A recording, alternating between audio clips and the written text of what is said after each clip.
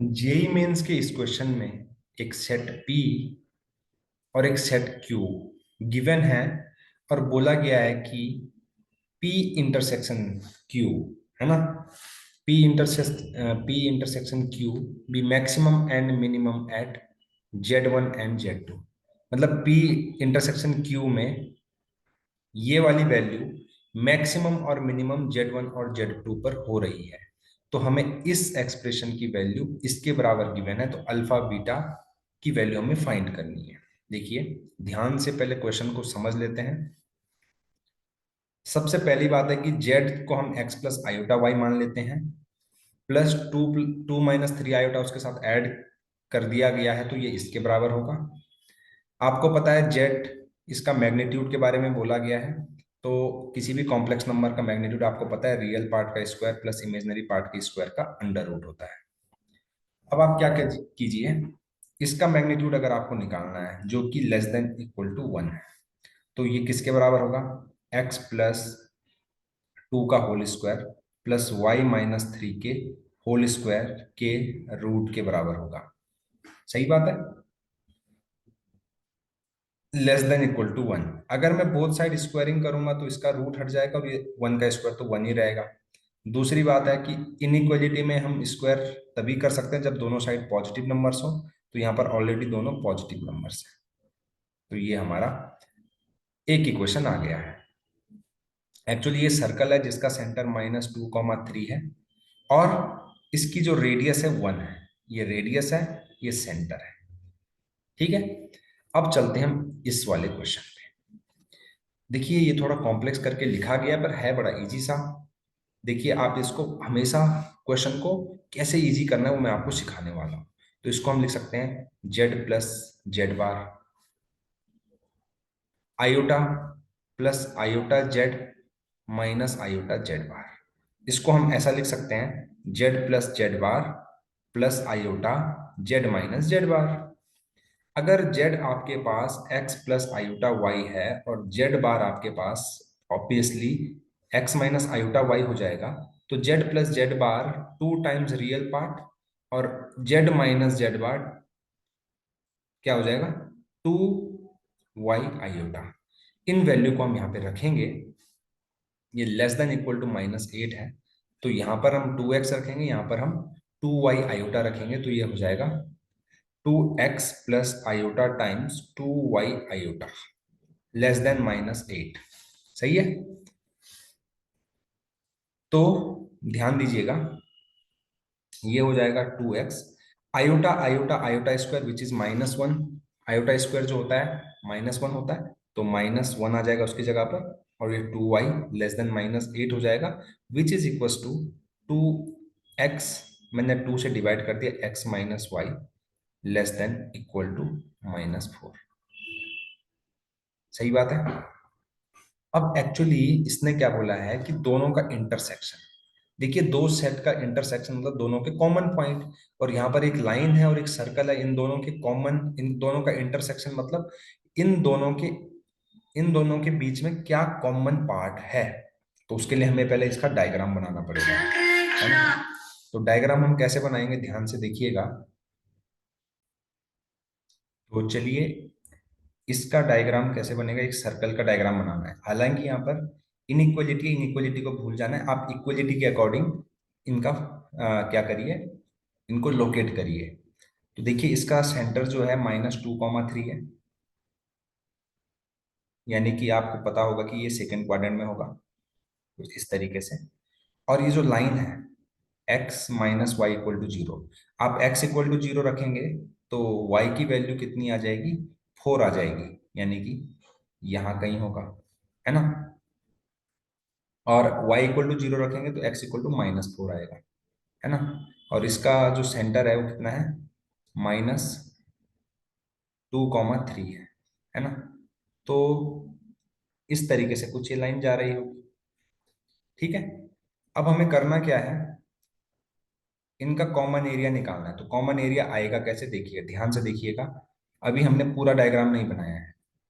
तो ये x minus y less than equal to -4 actually कौन सा रीजन है, देखिए लाइन तो हमने बना दी, अब आप 0,0 लीजिए, 0,0 इस साइड है इस लाइन के, तो 0,0 रखेंगे, तो 0 - 0 <-4, जो कि गलत है। इसका मतलब 0,0 इस लाइन के सॉल्यूशन में नहीं आएगा।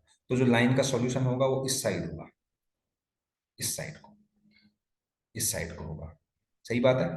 और इस सर्कल की बात करेंगे, तो सर्कल में अगर आप क्या रखेंगे,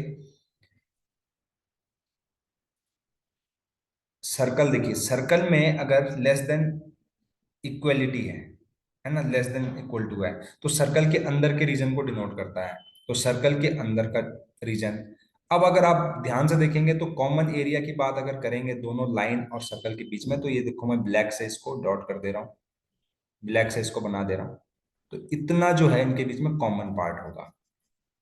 अब इसने पूछा है कि इसकी इसकी मैक्सिमम और मिनिमम वैल्यू Z1 और Z2 पर आ रही है इसकी, है ना। अब और Z1 और Z2 क्या है, ये जो कॉमन पार्ट है ना, इसमें से Z1 और Z2 कोई कॉम्प्लेक्स नंबर रिप्रेजेंट कर रहा है, क्योंकि एक प्लेन है और प्लेन में इनफाइनाइट क्या होंगे, कॉम्प्लेक्स नंबर होंगे। तो अब ध्यान से देखिएगा मैं कैसे इस क्वेश्चन को सॉल्व कर रहा हूँ, कैसे इसको 2D में कन्वर्ट कर रहा हूँ, ठीक है। तो इसकी इस एक्सप्रेशन का मतलब क्या हुआ, इस एक्सप्रेशन का मतलब है कि 3 - 2 आयोटा। इस एक्सप्रेशन का मतलब होता है कि हमें डिस्टेंस फाइंड करनी है, ये डिस्टेंस को रिप्रेजेंट करता है। इसका मतलब है मुझे जेड मतलब x, y, जेड को अगर मैंने x प्लस आयोटा y माना था यहाँ पर, तो x, y की 3, 2 से डिस्टेंस कितनी होगी, ये रिप्रेजेंट कर रहा है ना। ध्यान दीजिएगा कैसे रिप्रेजेंट कर रहा है, x प्लस आयोटा y रखोगे तो ये हो जाएगा x - 3 प्लस y + 2 आयोटा, और मॉड निकाल रहे हो तो इसका स्क्वायर का रूट होगा। तो एक्चुअल में क्या चीज है ये तो डिस्टेंस है। इसकी आपको मिनिमम और मैक्सिमम वैल्यू फाइंड करनी है। ये एक्सप्रेशन इसके बराबर है और ये क्या एक डिस्टेंस फॉर्मूला है। तो चलिए ध्यान से देखिएगा, ये पॉइंट जो है ये है 3, 2, 3, -2, 3, -2 की इस सर्कल से मिनिमम और मैक्सिमम डिस्टेंस निकालनी है। ध्यान से देखिएगा, हालांकि देखिए, मैं कभी भी अगर सर्कल सर्कल के ऊपर आपको मिनिमम और मैक्सिमम पॉइंट एक्सटर्नल पॉइंट से निकालनी है, तो वो डिस्टेंस हमेशा सेंटर से पास करेगी। कहाँ से पास करेगी, सेंटर से। तो यानी कि अगर ये सेंटर है, देखिए परफेक्ट डायग्राम तो नहीं बनाया है मैंने, तो आप क्या करो, सर्कल के सेंटर से इस डिस्टेंस को निकालो, उसमें रेडियस ऐड कर दोगे तो मैक्सिमम डिस्टेंस निकल जाएगी, और सेंटर से उस पॉइंट के डिस्टेंस में से अगर आप रेडियस को माइनस कर दोगे तो मिनिमम डिस्टेंस निकल आएगी। तो हालांकि मिनिमम डिस्टेंस तो इस पॉइंट पे मिलेगी, लेकिन ये P इंटरसेक्शन Q में लाई नहीं करता है, तो हमें ये वाला पॉइंट निकालना पड़ेगा। ये कैसे निकलेगा, इस वाली लाइन और इस वाली लाइन का पॉइंट ऑफ इंटरसेक्शन निकाल दिए। तो इस वाली लाइन का इक्वेशन क्या था, x - y =-4। तो इस लाइन का इक्वेशन क्या हो जाएगा, क्योंकि ये 3, -2 से पास कर रही है, साथ ही साथ इस लाइन के परपेंडिकुलर है। तो इस लाइन के परपेंडिकुलर अगर ये लाइन है तो इन दोनों के स्लोप का प्रोडक्ट -1 होगा। तो इसका जो स्लोप है, इस लाइन का स्लोप m = 1 है, और इसका स्लोप m = -1 हो जाएगा। तो इस लाइन का अगर मैं इक्वेशन लिखूं 2 पॉइंट फॉर्म से, तो y + 2 -1 टाइम्स x - 3 हो जाएगा, which is equal to x + y - 1 = 0। इस और इस लाइन को सॉल्व करते हैं। इस और इस लाइन को अगर आप सॉल्व करेंगे, एक्चुअल में हमसे पॉइंट के बारे में पूछा गया है ना, देखिए पॉइंट के बारे में, Z1 और Z2, है ना। तो ध्यान से देखिएगा, बिल्कुल ध्यान से आपने देखना है। इन दोनों को जब सॉल्व करेंगे, इसको और इसको, है ना, तो यहां से आपको जो पॉइंट मिलेगा वो मैं यहाँ पे लिख दे रहा हूँ डायरेक्टली, क्योंकि क्वेश्चन ऑलरेडी बहुत बड़ा हो चुका है। तो Z2 क्या आ जाएगा आपके पास, -3/2, 5/2। सॉल्व करना है इन दोनों लाइन को, आपको आंसर मिलेगा ये। अब ये Z2 का ये तो पॉइंट है, तो देखो complex number is nothing but a point, और इसको कैसे लिखेंगे, -3, ये x की वैल्यू होती है और ये y की। तो प्लस आयोटा 5/2। तो हमें Z2 तो मिल गया जी। अब Z1 पे बात आई। Z1 ये है, ये वाला। अभी Z1 कैसे निकलेगा? अब ध्यान दीजिएगा, मैं यहाँ पर पैरामीट्रिक फॉर्म से पॉइंट निकालूंगा, है ना। आई थिंक आपको पैरामीट्रिक फॉर्म तो आती ही होगी। एक लाइन है, हमें ये पॉइंट पता है, सेंटर इसका क्या है? सेंटर इसका है -2, 3, है ना। -2, 3 है। और ये पॉइंट हमें पता है, इस लाइन का इक्वेशन हमको पता है। इस लाइन का इक्वेशन है x + y - 1 = 0, है ना। ध्यान से देखिएगा, ये पॉइंट जो है इसी लाइन में लाई करेगा। कितनी डिस्टेंस पे लाई करेगा? देखो सेंटर से ये, क्योंकि ये क्या है, सेंटर से होके पास हो रही है, तो यहाँ से यहाँ तक की डिस्टेंस रेडियस के बराबर होगी। और इस सर्कल की जो रेडियस है 1 है। कितनी है? 1 है। तो ध्यान से देखिएगा, 1 डिस्टेंस पे अगर आपको कोई पॉइंट लिखना है पैरामीट्रिक फॉर्म से, तो आपको पता है कि अगर ये h, k है, तो ये होता है h + r cos theta, k + r sin theta. तो उसी कॉन्सेप्ट से मैं यहाँ पर क्या लिख रहा हूँ, -2 प्लस r की वैल्यू यहाँ पर 1 है, 1 cos थीटा, 3 + 1 sin थीटा। अब cos थीटा sin थीटा कहाँ से आएगा? इसके लिए इसका स्लोप जो है ये -1 है, तो यहाँ से टेन थीटा कितना हो गया? -1 हो गया। यानी कि सेकेंड क्वाड्रेंट में थीटा लाई करता है, तो यानी कि साइन थीटा और कॉस थीटा की वैल्यू आ जाएगी। देखिए यहाँ से थीटा की वैल्यू क्या आ जाएगी? π - π/4, 3π/4। तो साइन की वैल्यू 3π/4 पर 1/√2 होती है, कॉस की -1/√2 होती है। तो आप बस यहाँ पर वैल्यू पुट करेंगे जैसे ही, तो एक पॉइंट आएगा -2 -1/√2, और एक आएगा 3 + 1/√2। ये कोऑर्डिनेट हो गए Z1 के, है ना। Z1 आ गया, तो Z1 जो कॉम्प्लेक्स नंबर है वो क्या हो जाएगा? -2 -1/√2 +3 + 1/√2 टाइम्स आयोटा। ये कॉम्प्लेक्स नंबर हो गया।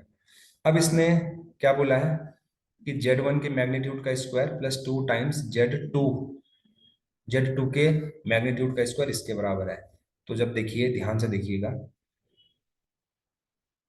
Z1 ये रहा, और Z2 हमारे पास कितना था? -3/2 +5/2 आयोटा। तो Z2 का मैग्नीट्यूड पता है आपको? मैग्नीट्यूड का स्क्वायर क्या होता है?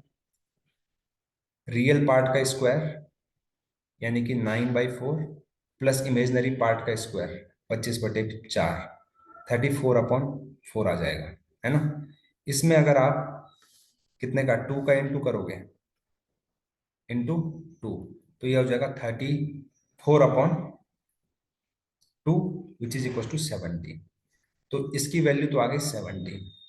अब है Z1 की वैल्यू, इसका स्क्वायर, Z1 के मैग्नीट्यूड का स्क्वायर, इसका स्क्वायर करेंगे प्लस इसका स्क्वायर करेंगे, तो इसका स्क्वायर कितना होगा?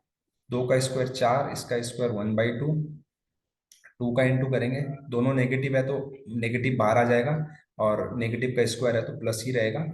तो ये कितना हो जाएगा? 2 दूनी 4/√2। और ये कितना हो जाएगा? +3, 9 + हाफ, और यहाँ से कितना आ जाएगा? इसका स्क्वायर करके ये आ जाएगा 6/√2। तो ये देखो कितना आ गया, हाफ और हाफ 1 हो जाएगा, 9 4 13 और 1 14 हो जाएगा, 14 +10/√2। ये Z1 के स्क्वायर की वैल्यू है। और हमसे क्या बोला गया है? Z1 के मैग्नीट्यूड के स्क्वायर में ऐड करना है 2 टाइम्स Z2 का स्क्वायर।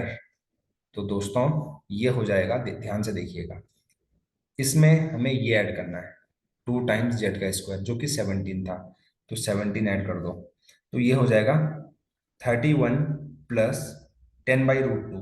तो 10/√2 में से अगर इसको कट करेंगे तो ये 5 टाइम्स √2 आ जाएगा। ये अल्फा है, ये बीटा है, √2 के साथ जो है वो बीटा है। हमसे अल्फा प्लस बीटा बोला गया है, ये अल्फा है और ये बीटा है। तो अल्फा प्लस बीटा की जो वैल्यू आ जाएगी 31 + 5, विच इज इक्वल टू 36। तो 36 ही इस क्वेश्चन का आंसर है। अगर आपको सॉल्यूशन अच्छा लगे, चैनल को लाइक शेयर और सब्सक्राइब करना बिल्कुल ना भूलें। Thank you very much.